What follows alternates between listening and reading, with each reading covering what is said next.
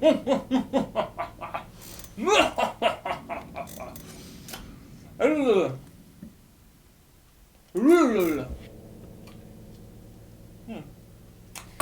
everyone, welcome to Michael's Retro Game Reviews, and on this most gruesome and terrifying night, I shall be reviewing D for the Sega Saturn. So, let's get on with the review.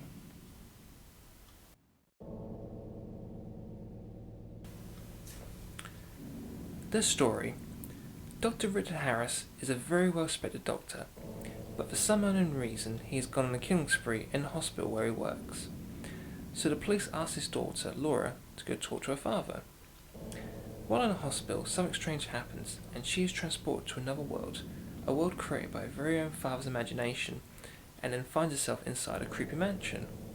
And to make matters worse, Laura's mother was brutally murdered some years ago too. And that's how the game starts. I will not say more because I do not want to spoil the end for you, but it's a great ending.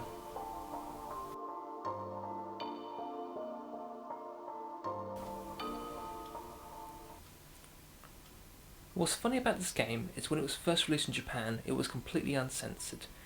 And you must be wondering, how is that possible? Well, during the development of the game, the story was kept secret, and I mean secret. Even the people working on the game didn't know, except for Kenji Eno, the game creator himself. When the game was finished, and it came time to send off the game master to the manufacturer, Kenji Eno deliberately missed the cut point, and the penalty was he would have to hand it in himself in person. So when Kenji Eno was on the plane, and of course when no one was watching, he swapped the original master for the uncensored one and completely bypassed the censoring process. Now that is what I call genius.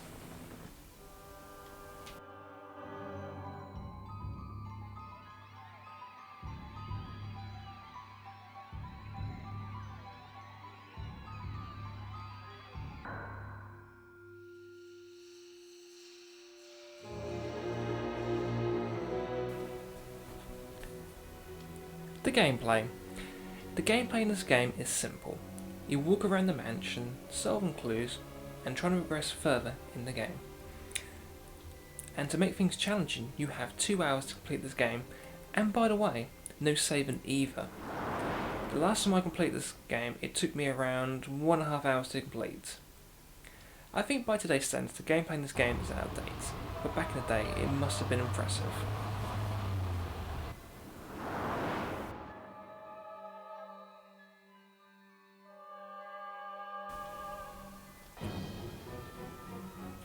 The sound. The sound in this game does an amazing job of keeping you on edge and giving you that creepy vibe. The main job of the music in this game is ambience, and oh boy, it is no slacker in that department. Most of the music in this game is just simple, scary background music with a few set pieces in the right places for good effects. The soundtrack is composed by none other than Kenji Eno himself. I wonder who that could be.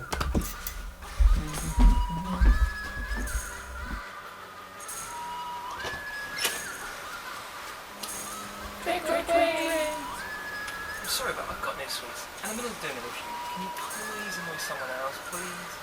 Thank you.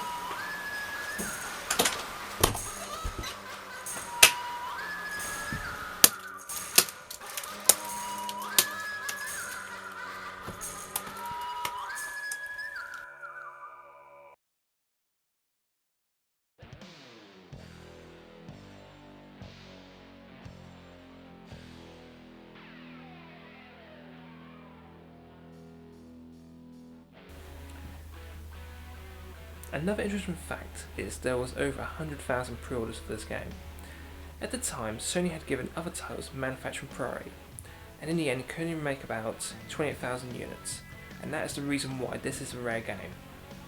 You have to bear in mind, Warp is a small company, and a game has to sell well, if not, it is bad for the company.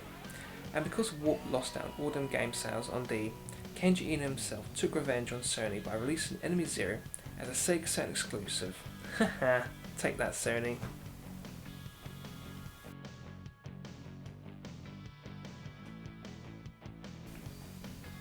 The graphics. The graphics in this game are computer-generated FMVs, and this was an amazing thing back in the day. Now, we have had FMV games before, but this must have been one of the first CG FMV games. By this point in gaming history, there were games that had bits of CG FMVs, but a whole game of CG was unheard of at the time, and yes, by today's standards, most people would consider this CG to be out of date. But I think 15 years later, it still holds up very well, and it's still more than capable of scaring you.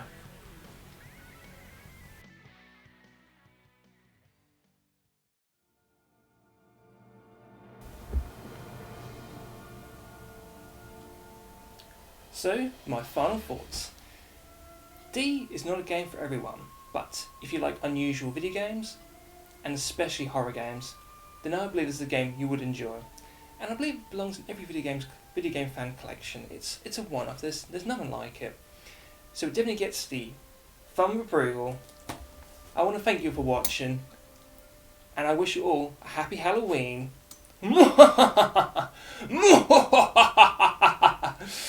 See you later.